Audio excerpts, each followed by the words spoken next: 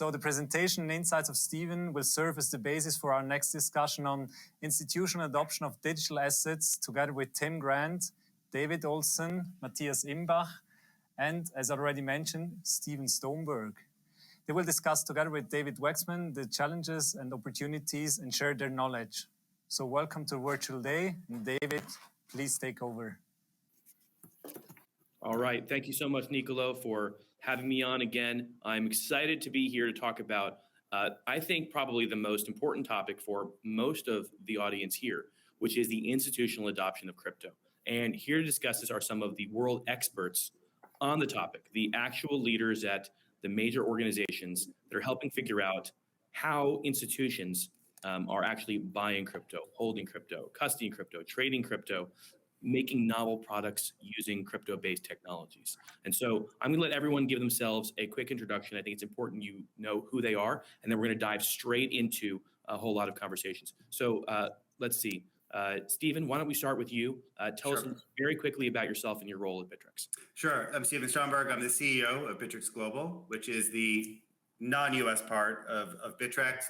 We are based in both Liechtenstein, where we're supervised by the FMA, so it's a regulated crypto exchange, and we have another regulatory license in Bermuda under the BMA. We trade both utility and security tokens.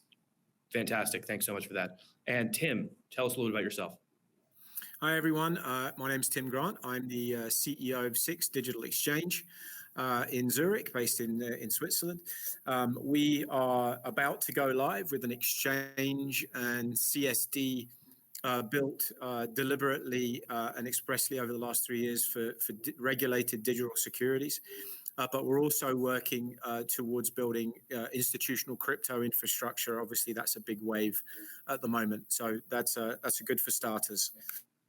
Fantastic. Tim, a lot of people have been rooting for Six to get up and running, and so we're very excited for that to go live. The industry is waiting. And Matthias, tell us a little bit about your own role. Hi, pleasure to be here.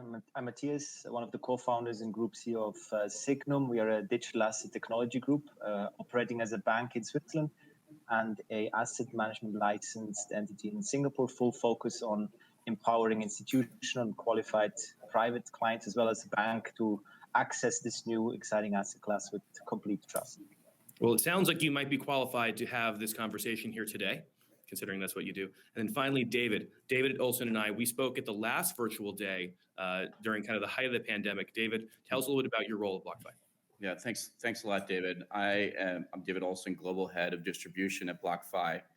BlockFi is a fintech and financial services company servicing the digital asset ecosystem, retail and institutional investors. On the institutional side, we've just launched BlockFi Prime, which is a platform where our clients can come and get bundled financing and trading. And I think we're probably the leading or one of the leading players in the space. Excellent. Well, thank you for being here. So let me dive right in because we want to make as much of use of this time as possible. So by almost every single possible measure, the last year has seen an truly extraordinary growth in Bitcoin as an institutional asset. We've seen corporate treasuries actually holding Bitcoin, and much of this started, you could say, with Michael Saylor, but now we're hearing about Fortune 500 companies. We're hearing about private companies as well, not public companies, that are actually taking a percentage of their corporate treasury and putting it into Bitcoin or other digital assets. So I guess the first question is for you, Matthias.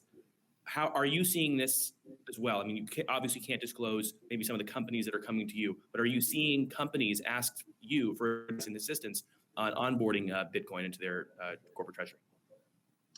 Yes, absolutely. It started in the US and it's now really coming over to Europe, Asia. And they've been waiting, obviously, for the infrastructure to be ready to be able to custodize trades, but also in terms of reporting, tax reporting, and otherwise for the infrastructure to be ready. And I think, the panel here represents some of that very infrastructure. And so, yes, we've seen it. In fact, we're even seeing banks that are starting to even dabble with Bitcoin on their own balance sheets, and then also start to integrate it into their offering. So what does that mean? So that is to say, are you seeing banks that are trying, like maybe the asset management part, trying to white label bits of your technology. What does it exactly mean when you say something like banks are adopting crypto? Yeah, it's twofold. It's on the one hand side really, and I think that's probably even the more striking part.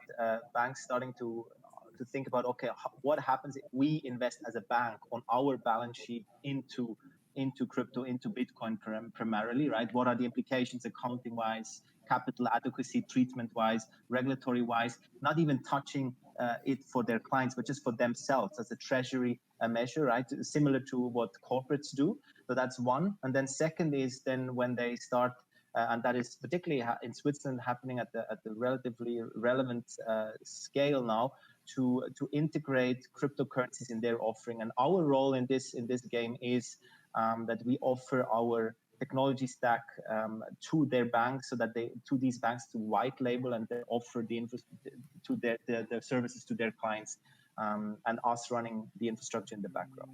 But you're seeing that pickup. I just want to be very clear. You're actually seeing a real pickup in activity. Very much so. Very much so. It's just that in this industry, or in this, let's say, client segment, from strategic decision, from contract signing to we do this, to actually to it being made public, right? This can be 6 to 9 months. So this is now at various stages. With some banks, this has already happened. There's also some of the partnerships we've even, there have been made public, also those banks working with us. But there's others in that process of implementation or before the go live. But the decision has been taken. So I'm confident and convinced that over the next 12 months, we will see various additional banks start offering crypto. Fantastic. And so, David, you mentioned earlier today that there's now BlockFi Prime. And prime brokerage is certainly an important thing to give white glove treatment to, for instance, large traders. So are you seeing, let's call it some examples? I know you can't name the companies, but are you seeing this type of onboarding? Are you seeing increased OTC activity, perhaps, that you're doing on behalf of some of these clients? And what does that look like? What are the requests looking like nowadays? This is for David Olsson. Yeah, thanks. Thanks, David. Sorry, I was muted there for a second. So the number of onboardings that we have increases each month over month for what we call traditional alternative asset managers. So those can be funds that are operating either in the macro space, in credit, in event-driven strategies, or the various kind of multi-strategy platforms. We've seen from AUM of 100 million to 30 billion plus. Some alternative asset managers that you might not expect who operate in kind of more distressed assets are setting up desks to be able to trade cryptocurrency and look at crypto as an opportunity for alpha generation. We have examples of funds that have set up desks earlier in the year, and the majority of the alpha generation hasn't come from sort of their normal rates business or other trading activities, but actually from trading crypto. And are they actually trading crypto, or are they just buying and holding? So no, it's pretty active trading. So you can see that, for example, relative value traders or rates traders would look at different crosses and different curves across the fixed income markets, and as part of their kind of macro strategy, and they look at crypto as being, or BTC USD or BTC EUR or BTC ETH crosses as just being one more sort of string in their bow to trade. Primarily, the activities in the futures markets, and they start with CME futures, where you can trade Bitcoin futures and ETH futures, and there is some relative value opportunities there, and then they branch out to other exchanges globally. So, Stephen, you mentioned earlier that Bittrex Global has basically both security token trading, right, and also, let's call it, traditional crypto trading as well. Where are you seeing most of the volume on the institutional side? So I think the institutions they're focusing on Bitcoin, ETH. Obviously they have to have liquidity, so that's where you're going to see them being most active. I think I would echo the sentiments that everyone's had so far. I think what's interesting that, as institutions are entering the market, a lot of the players in this industry, not all of them actually believe in regulation. We're one of the few that actually supervised under a bank regulator. We filed under the Liechtenstein Blockchain Act, and we have to do European, EU level, bank level, KYC, AML on everybody. And Liechtenstein's a AAA rated country like Switzerland. So I think the institutions like that kind of counterparty exposure. So as they are scaling in, we have all the things they like to trade, the altcoins as well, and securities tokens, which is still very new, but gaining some momentum. And I think the setup and the framework is institutional grade, and not the whole industry is not like that. No question. And you've built that because that's what institutions demand. And actually, I would also say it's probably what the retail market is going to institutionally or increasingly ask for as well, is regulated offerings or regulated exchanges to work with. But let's talk a little bit about that altcoin thing that you mentioned. Are you actually seeing some institutions, or is it family offices, who's investing in altcoins right now? Is it just the retail audience, or are you actually seeing more and more activity there? Well, I think it's predominantly, as a whole, I'd say altcoins is much more of a retail-driven product. But I'd say things like the meme coins, and I think institutions are now playing that as well. But that's also because they've grown so big, and the more the market cap. So I think it's more driven by market cap of a token rather than and the liquidity versus if it's an altcoin or Bitcoin ETH. It's very sad that we're talking about Dogecoin in the same conversation as digital securities or security tokens. But I think it's worth talking a little bit about, let's talk about security tokens for a moment. Tim, one of the problems that we've seen so far, and earlier today, I spoke with the US SEC Commissioner, Hester Peirce, is that there is very little thus far liquidity when it comes to trading security tokens or digital securities. Why do you think that is, and do you think that's going to change? Yeah, look, you've hit the nail right on smack on the head. We call it. We decided we had to call that phenomenon something because it's quite a unique situation that we're in, and we call it the cold start. And what we mean by that is there is no, in regulated security tokens. This is not necessarily true of crypto, but in regulated security tokens, there is no liquidity, there is no infrastructure, there is still some challenges around harmonization and regulation. There aren't a natural set of buy and hold players out there. There are no market makers. We're starting from nothing. We're starting from a cold start. And that is exactly what we're trying to kind of break through on the security token side with SDX. Now, it's interesting. You've got a very nice blend of institutions actually on this panel, and what I represent is the traditional institution trying to move into this space rather than the challenger institution. And what we've realized is that we're already up and running, right? We've got all the big banks in the world on our platform in the traditional space. As we talk to them about what it's going to take for them to get into this space, they really need a short list of things. One, we've already mentioned here, Stephen was mentioning it, they need institutional grade infrastructure. And so that's what we're building. And there are lots of other people doing great work in building that out. Two, they need other people around that are going to do it. And this is the one thing that I think's been missing. We're trying to solve this by getting a fairly large group of institutions around the table. We're talking about the biggest banks in the world here who are committed to working together to build a liquid marketplace.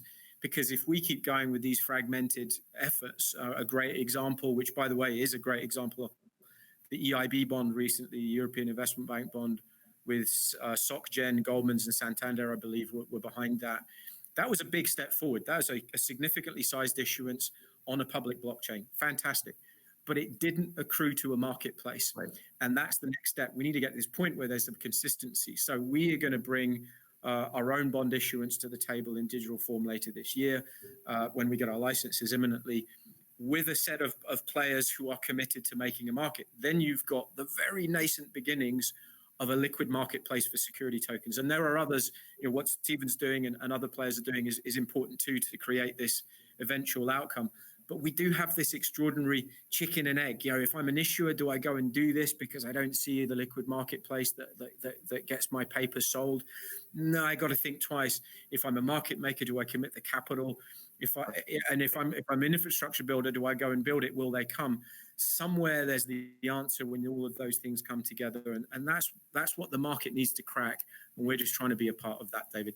Well, Tim, just a follow-up here. Let me take the other side for a moment. Of course, I don't personally believe this, but you must have been thinking for the last 2+ years, is this a solution in search of a problem? That is to say, do we need blockchain-related digital securities? Is there really enough of an advantage to it? What do you think? Yeah, it's the right question, and we talk about this every single day with our banking clients. It's a very legitimate question for a bank treasurer to say, or an issuer to say, look, what's the benefit? Why should I even do this? Why should I just not use the traditional method that is reasonably efficient for issuing bonds, as an example? And the answer is a tricky one, but it's starting to seep through. It's that day one, it really isn't a huge advantage. Day one, if anything, day one, it's probably for the early movers, a marginally bigger lift just to get those initial issuances off. Day 2, 3, and 4 is where it starts to get really interesting. When we get to a point where we can actually have unified networks, we have the registration and ownership of these securities that's shared in a way that reduces the burden for mutualized infrastructure. We get to a point where the fee structures start to come down, because surely that's what has to be a predicate for this to be better. When the capital required in the settlement cycle gets shorter, gets lower, that's blocked in the system because we can do digital asset versus digital payment, which requires CBDC properly, or a sort of next level of stable coins. We're going to need all of that before we can really harvest the value. But in order for us to harvest that value, and we can see that coming, we need to start somewhere. And I think we've now gotten over the line on that. I feel that we've made that leap, and it took, I think, in the last 6 months only. In part, you have to thank the big momentum we've seen in crypto, DLT, and digital assets in general. Whether it be hype or not, it's all momentum, and it's all accrued to engagement. I feel like we're crossing that line. Now, the next step is building multi-sided platforms. And actually, I've contended publicly now for a long time, I don't think financial services is very good at building multi-sided platforms. But the solution to liquidity is building a multi-sided platform where all the players get what they need. Well, okay, so actually that really dovetails well into my next question for Matthias, which is, just this week, your organization launched support for several regulated banking services for some of these DeFi projects, Aave, Aragon, Maker, et cetera. DeFi is pretty much in the business of trying to interrupt institutions and regulated facilities, or at least it seems that way. So although it may be slightly paradoxical, let's talk a little bit about this. Why is this important? Is this going to help bring some of DeFi's, the incredible yields that one is able to achieve with DeFi? Is that going to be able to be translated and offered to institutional customers and clients in the end? Why are you doing this? Yeah, I think this is really the first step in. Look, ultimately, we've always said we future as heritage, and the future is leveraging the technology we all love and have passion for. DLT is exactly what DeFi does. It makes assets smart. It recreates financial products in many ways much more efficient way. But then there's also the heritage, right? And that heritage is equally important. That there's regulatory frameworks, there's anti-money laundering rules we're following, there's risk considerations, there's third-party managed money, knowing that there's cybersecurity and audits that are happening, etc. And we now, with this first step, by offering trading and custody in an institutional-grade setup, 24/7 for also large trades, etc., is the first step towards combining these two elements. So this is step one. Step two will then be exactly combining the strength of being regulated, of doing proper KYC, etc., with then providing access to these to liquidity pools and generate yield. So in a nutshell, what I want to say is that the ultimate use case, or the ultimate winning use case, I believe, or we believe, is combining CeFi with DeFi elements in a smart way. Only then it can truly scale. And I think many would be surprised that this is actually being realized by the DeFi founding teams and core development teams. It's not that as if they kind of, are floating around and think they can just turn the world into there are no rules and everyone just does what they want in a fully decentralized manner, and there's no gateways or no KYC. They're actually smart about it, and they want to work towards that right balanced solution. And that's exactly what we're doing. I mean, I can imagine a follow-up to that. Many people in Switzerland if they deposit their money in a bank, they may be receiving negative interest rates. Meanwhile, there's this quote unquote passive yield being generated by some of these DeFi protocols. So if you could actually offer that at scale, even if yields come down over time, right, just because there's just so much more money in the space, that would be gangbusters, right? That could totally change banking. Yes, and I guarantee you we're very much on this and working on this. So as said, that's step one that we did, soon to be followed up by exactly, moving in that area. Already now on Signum, you can actually, rather than paying negative 75 bips interest on Swiss franc, if you with our we have a yield generating digital Swiss franc where you actually get 75 bips plus, right? So that's already to some extent happening, and with the addition on the integration of DeFi protocols and technology and access to liquidity pools, let's call it institutional grade liquidity pools, right, with some rules, and integrated into banking infrastructure, that will exactly lead to what you're suggesting. So one of the great hurdles here is trying to build I'm going to call it federated, you said the word harmonized, regulatory apparatus or infrastructure. Stephen, you are dealing with company or clients in many countries around the world. Actually, would love to hear how many countries you're currently operating in. How are you tackling the challenge of trying to understand what's happening everywhere to be able to offer, some of these protocols to customers around the world? So I think for the utility tokens, it's a bit more straightforward. First of all, we operate in Liechtenstein, so we view that it's reverse solicitation. If you come to the website, you're coming to the Liechtenstein company. We're not advertising these countries. For Bittrex Global, we have no U.S. residents and no U.S. passports, regardless of resident. So for the utility tokens, it's a bit more straightforward. You have to just onboard and meet EU level, which is actually Liechtenstein's even stricter than some of the EU things. They only take digital IDs. So that's our first screen for the KYC AML. And then, so we'll take, anyone who's not on a NOFAC sanctions list or the Liechtenstein sort of sanctions list can onboard. So we'll have, for instance, a mainland Chinese person could onboard, but they have to get through KYC AML. Now for the securities tokens, it's a little bit different. There, we could have done the trading in Europe, but actually we found that the clients don't really care where the asset's traded, and the European, Switzerland's figured out the custody for security tokens. EU has not. At the end of the day, Bermuda has. We have a license there. Bermuda's, again, an institutional grade jurisdiction. They have the world's insurance industry. So we decided to bifurcate and move the trading there, but we actually still have an EU level prospectus for the tokens. And I'd say the difference between our model and sort of what the traditional exchanges are trying to do is that we already have utility token clients. So we have retail liquidity, and then we can introduce securities tokens to them. We don't have to waste our time educating the banks and waiting for the institutions to get in. This is live, it's happening now.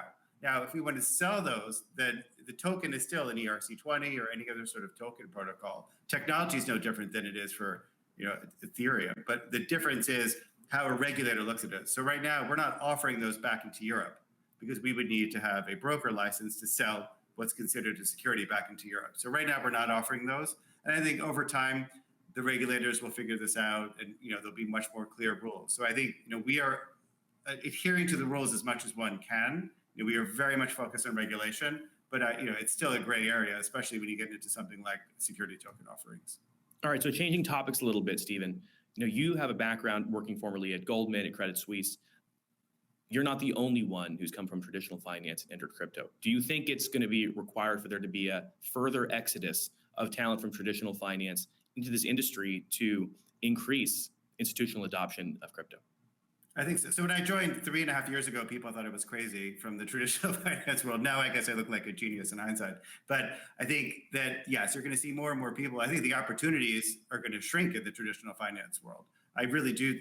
I think it's naive to think that the banks are just going to run this, or that Goldman's going to do all the securities token offerings just because they do. No one cares, especially the clients in crypto. You can disintermediate them completely. It's really their Amazon moment, as I said in my previous presentation. So it'll be interesting to see how the industry evolves. But I think that talent who understands the regulatory world of financial services, because as I tell people, just because the trade settles on a blockchain doesn't mean you don't have to adhere to KYC, AML, and all the things that they've been trading. So I think if you understand blockchain and crypto, and you already understand the traditional finance world, this is the best time ever to make the jump. And I'm actually talking to all of you here, unfortunately not in Switzerland, but actually on Wall Street, where Wachsman premiered its offices back in 2015. And, we've certainly seen a lot of people from kind of one side of the street jump to the other. And David, you're one of them. David Olsson, you're someone who also worked in traditional finance at a high level. First, why did you join BlockFi? And then we've also seen a lot of marquee hires. That your team has made as well, coming from this space. Do you think that trend's going to continue? I do, because there's a couple reasons. One is just where is the growth? The growth opportunity is in new technology. Crypto and digital assets are the implementation for the financial world. I had kind of two theses coming into BlockFi. I think one was given that Bitcoin is the largest market cap and sort of certainly dominated a year plus ago, and still does. I needed to believe in Bitcoin as a few, that it had a future that was non-zero.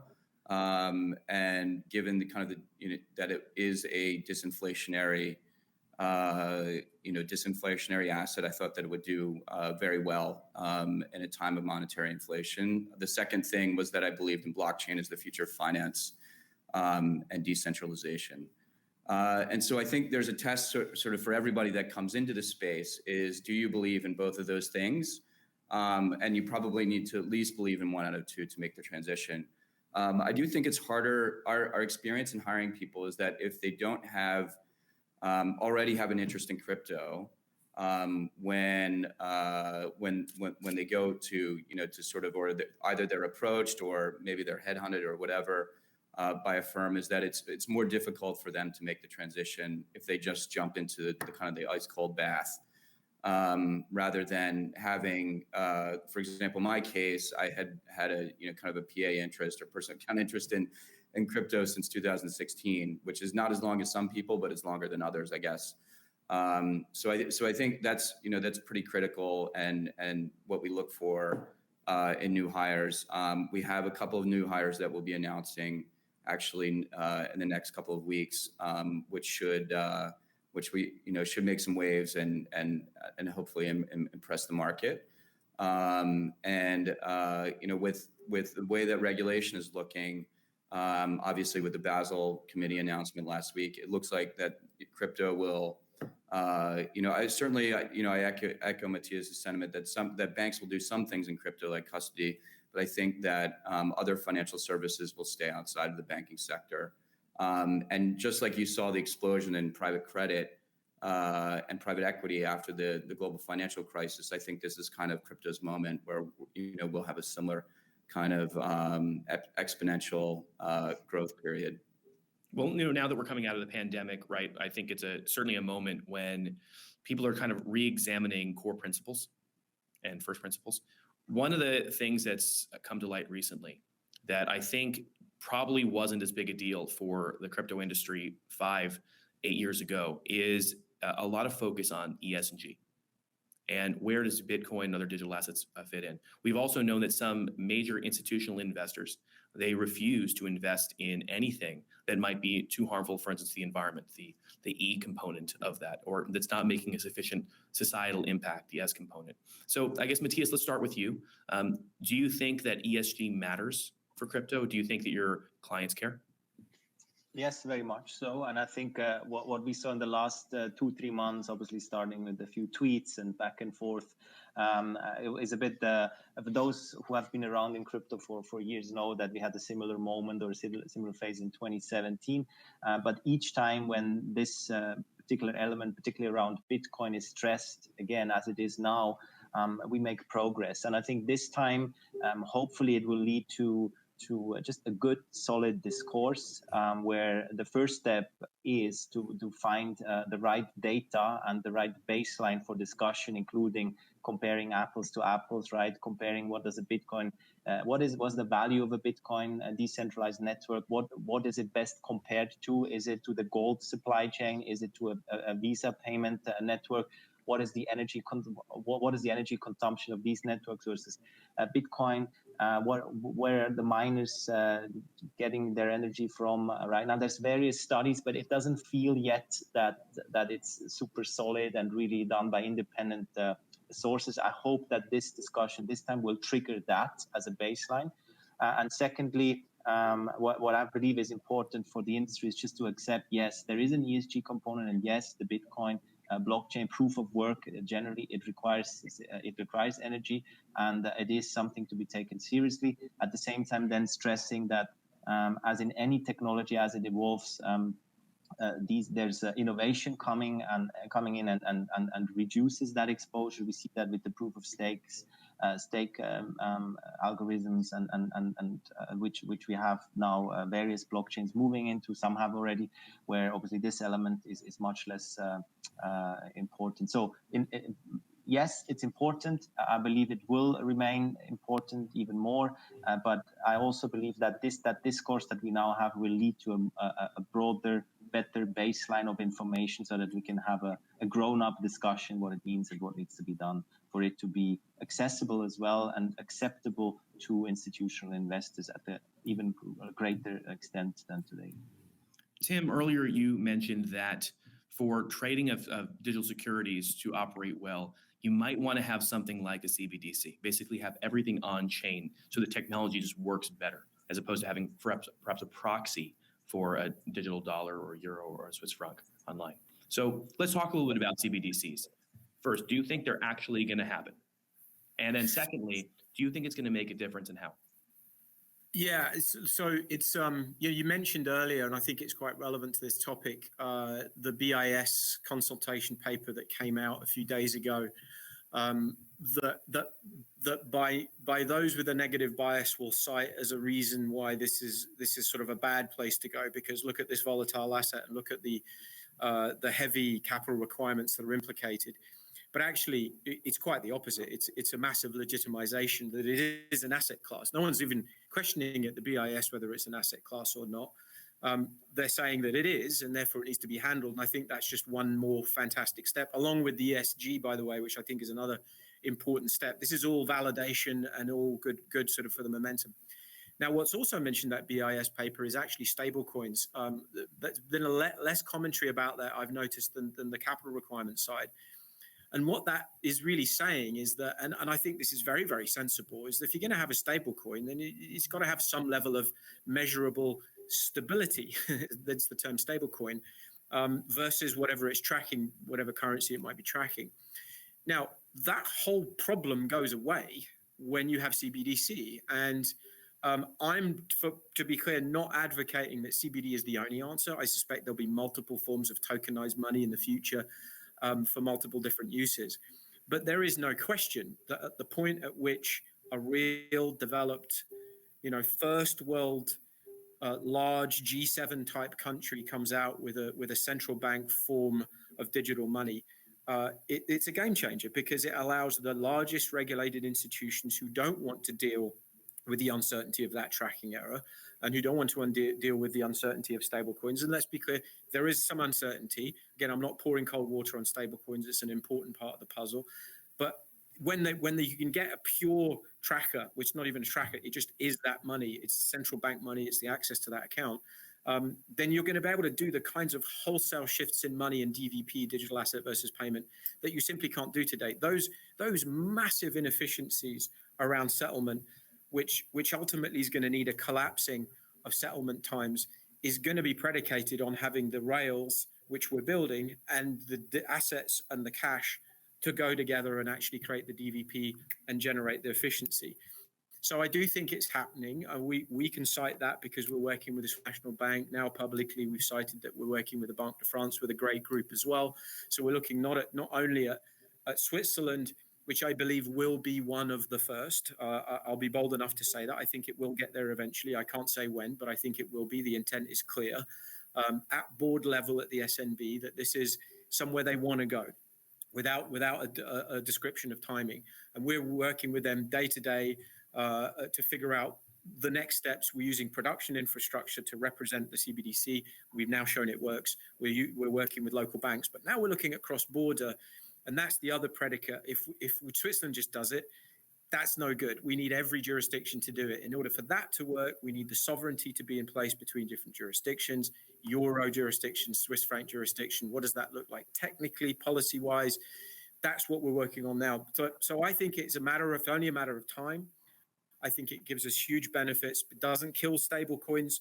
It's just a different way of getting new efficiencies, David. So, Stephen, one risk perhaps for this whole thing is that for a decentralized digital asset to work, it needs to be decentralized. And one other thing that we've noticed over the past year or so is increasing whale ownership of some of these digital assets. What do you and the team at Bittrex think about this? Of course, it's great that institutions are getting involved, but is there a risk to wealthy people or wealthy institutions parking so much money in some of these perhaps illiquid assets? So I think DeFi in general is interesting because we list a lot of the DeFi tokens on a centralized exchange. So that's somewhat ironic in itself. I think DeFi is, it's a hot space, but it'll be interesting for some of the regulatory challenges around it, because with DeFi, I think a regulator might say peer-to-peer is actually still some sort of centralized transaction. So I think there's a bit of gray area around that. But then sort of this other point about, could a wealthy investor corner the market in any asset? I mean, yes, because these assets aren't really that regulated right now. But I think given the size, scope, and liquidity, I don't see that as a huge risk. And I do think as the regulators kind of, and as we should have more regulation on this market, those types of issues will get worked out of the system, just like they are for regular assets. Okay. And so, you mentioned listing some of these DeFi projects on your platform. What's trading looking like today versus what it was 6 months ago? What's the growth been like? I mean, the growth has been huge. I mean, again, there's such interest from our customer base to have these assets on the platform. So, we just added them on there. But again, we have about 250 different tokens listed. So I think for a regulated exchange, we're probably at the end of having a lot of tokens versus some of our competitors who, the regulated competitors tend to not really have that broad of an offering. So again, it's not been a huge moving of the needle. I think it's more just customer demand and just adding things to the ecosystem that clients are asking us for. And so, David, you talked about BlockFi kind of adding this new prime offering. Are you hand-holding institutions through the process of buying, in addition to just trading, buying and holding maybe some of these DeFi protocols? Does that happen at BlockFi? I think BlockFi we're a big supporter of DeFi. We're a member of the Chicago DeFi Alliance. We're, as a US-based company and headquartered company, we're a bit more handcuffed than other sort of actors in the space. So we're still exploring DeFi and how to interact with the ecosystem. Certainly, a lot of our clients, especially the non-traditional clients, come to us to borrow those types of coins, and in some cases to trade some of those coins. We have to be careful because we are a money service business, which is basically the U.S. fintech regulation. So we have to AML, KYC, everything basically that we touch. So DeFi is sort of a conundrum. I think it's starting to look the horizon is looking a little brighter because the Mnuchin rule was sort of put on ice with the transition of government in the U.S. But we've also heard some negative comments from the CFTC commissioner about DeFi protocols as well. So it's still a space that we're exploring. For sure. So, Matthias, let's talk a little bit about kind of what you're seeing at Sygnum right now. We've already mentioned that you have major banks as clients. What about family offices? Let's talk about that. How are they engaging right now with digital assets? I mean, over the last 12, 18 months, clearly we've seen significant increased interest from not just family office, but also asset managers, external asset managers, which were kind of pushed by their clients again in turn to offer these services. And yes, so we've seen strong growth, even though if we look at our overall asset base and the way we're set up, our largest clients will be for crypto foundations, etc., that need an institutional setup to custodize and trade their assets because they have fiduciary responsibility as a foundation. So that's and I think this has been driven by, on the one hand side, these flows from, let's say, maybe unregulated to regulated a bit more, and generally the pie growing. I think it's been clearly driven by more regulatory clarity on the one hand side, not just in Switzerland, also in the US, other jurisdictions, but then also that increased, I don't want to call it threat, but increased regulatory scrutiny, right? But we've seen various examples of regulators going after specific projects first, then exchanges, derivative exchanges first, then also spot exchanges. And maybe now it will likely to start with to continue with stable coins. Some of it we've already seen with USDT. And then at some point, I'm sure regulators will also start looking at the DeFi space and start figuring out. And that has helped us because we have started from zero. We didn't have a single transaction on our platform before we were a fully regulated bank, right? And so that helps us with the non-legacy. No doubt. Well, it looks like Nicolo, our host, is joining us. Yes. Hello, Nicolo. Thank you very much. So thank you very much to all of you for that conversation. So just to let you know as speakers, but also our participants, the panel before you, CBDC panel, they were over 30 or 35 minutes in the networking room. They discussed everything and so on. So I can imagine that you will also do that then afterwards. So for our participants, just take the chance to go in the networking room afterwards.